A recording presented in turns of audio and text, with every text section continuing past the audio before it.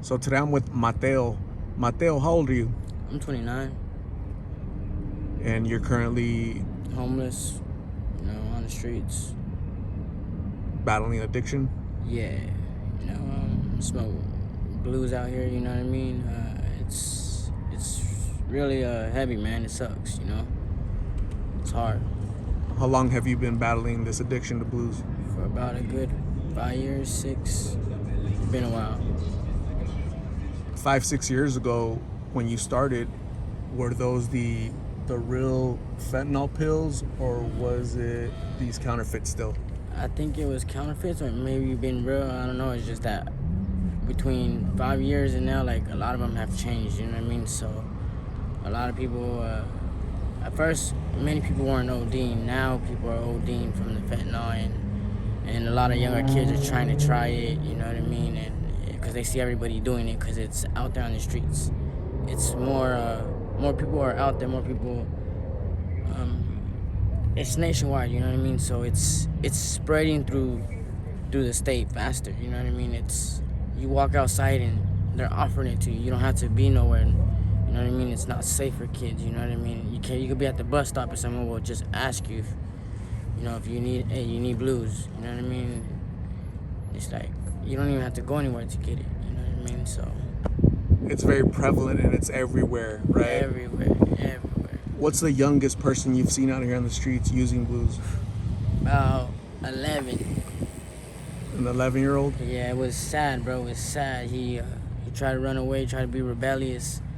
His parents came looking for him every like 2-3 times a week, crying. He was a runaway. He was. It hurt, bro. It hurt. Like, you know what I mean? It's not good. It's an ugly look. He ruined his life because he thought it was cool, but not realizing how hard it is being out here. It's not easy. You know what I mean? When he has a home to go to, not like most of us when we were like put through it by our parents. You know what I mean? Like our parents suffered through the addiction, so it affected us. You know what I mean? Not because we wanted to do it to look cool. It's like a generational curse. It's in the family. You saw it growing up, so you were destined to live it as well. Well, I got put through it. I didn't ask to be put through it. It just happened. I didn't.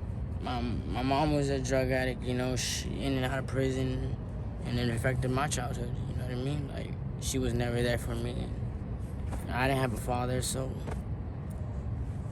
What does your relationship look like with your family today? Any communication with them at all? To be honest, they don't. It hurts, bro. I'm alone.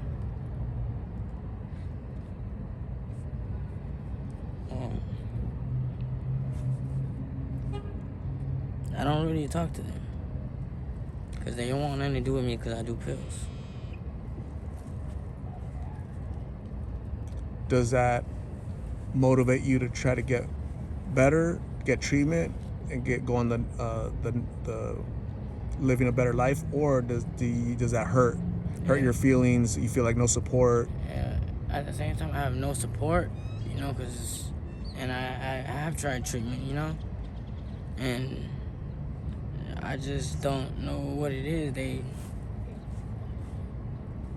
just not there for no support. Like I just felt like it was unnecessary to reaching out to them for it. Like, like, hey, look, I'm doing something good. I'm trying to get off. But still at the same time, they just. I guess I don't know if it's maybe I caused pain and hurt through them too, not realizing that I'm hurt too. But I don't know. They just still lack of communication. And Like I reach out, they still don't want nothing to do with me, even if I'm doing good or bad. So it's like, what's the point? no, the point is to give yourself an opportunity to get better for yourself. Even if nobody else wants to participate in your life, do it for yourself. Give yourself an opportunity. Break the chains of that generational curse, so that one day, if you get married, have children, you won't pass it on to them. So dig deep inside. You're worth a lot more. Don't get down on yourself. You're not alone. I know, I realize that I am. I know, but you know what I mean. Like, I'm getting through it. Just one step at a time. Like, I'm doing my best. You started 5-6 years ago. Where will you be 5-6 years from now? Hopefully off. Getting my life back on track, man. Finding me a good girl. Hopefully, get married, look for something more positive. You know what I mean? Keep my mind off the streets and off these drugs. Absolutely. That's a really good goal. See, that's positive thinking. That's growth mindset. That's you wanting to change your current outlook. It doesn't have to be like this forever. You decide your destiny. You rewrite the next chapter of your life instead of, for the past 5-6 years, you've been stuck out here, and it's gone fast, right? It's gone pretty quick. Here you are. So another 5-6 years, I'll interview you again, and then I'll ask you, hey, I met you, a while ago. What have you been doing with your time? Did you go to treatment? Have you met a good girl? Are you getting better for yourself? And sometimes you need to ask for help. Sometimes going through those treatment centers and those programs are there designed to help you. So, give yourself a chance. Give yourself an opportunity. What do you miss about your normal life?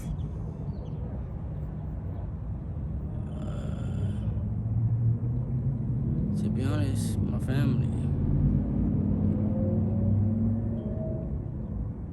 Just seeing everybody be able to smile and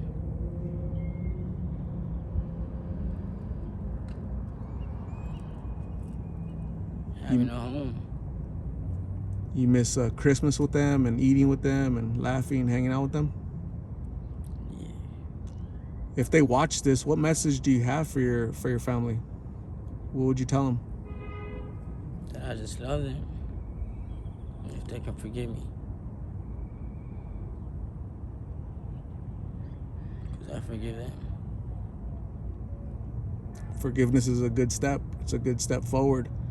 So maybe they will watch this and they'll rethink how they feel about you, how they have been treating you. Maybe it hasn't been fair, but maybe going forward, you guys can reconnect and make positive impact on your life. Okay. What advice do you have for young kids out there, 13, 14, 15-year-olds that are being introduced to these pills? What would you tell them? Hey man, to be honest, I'm gonna be real with you guys. Stay off of it. Turn it down. You gotta go to new friendly groups. Go to a new friendly groups. Don't kick it with the kids that think it's all cool, because it's not, man. Trust me, it's not okay. It's not good. And if them friends are telling you it's okay to do it, they're not your friends. They're not looking for the best interest for you. Regardless, man, stay in school, graduate, get your job opportunities, so you guys got something, so you guys can build you guys a trait, man.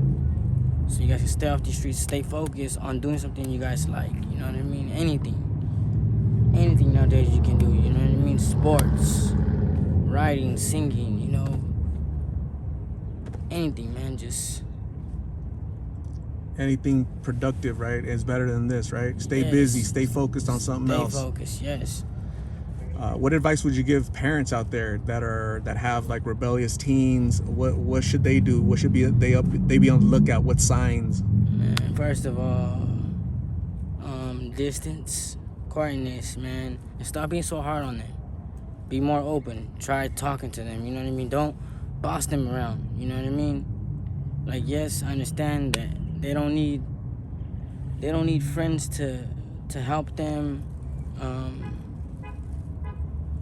They don't need you guys to be your friends. Yes, you're adults. Your job is to help them get through life, but as well, be there for them so that they're comfortable to come to you and ask you guys questions. Don't just shut them out and be mean because of the group of people that they're around. Doesn't mean necessarily that they're doing everything that their friends are doing.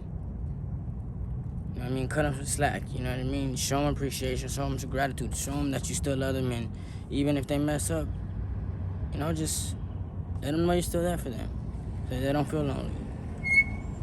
Mateo, that's a really good advice. I really appreciate you opening up and sharing your story. I just want you to know that you matter, you're important, and sometimes it takes a stranger to let you know that that you're loved out here. People think about you, okay, and they want you to be successful, okay? So the Lost in Phoenix community will be thinking about you, praying for you, and rooting for you to be successful in the near future, okay? I'm gonna say thank you. I'm also gonna hand you a little goodie bag, little donated items. Those are donated items. Are they items that you could use? Yeah, very helpful.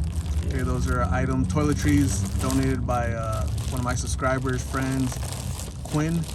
So I'm also gonna hand you my card with my name and number. You can call me if you need a ride to treatment. If you need to talk to somebody, I'll pick you up and take you, okay? Yeah. So Mateo, thank you very much. I'm also gonna go grab you some lunch. You said you're hungry. Lunch has been donated by my subscribers, so please take care of yourself and we'll talk soon, okay? All right. Thank you.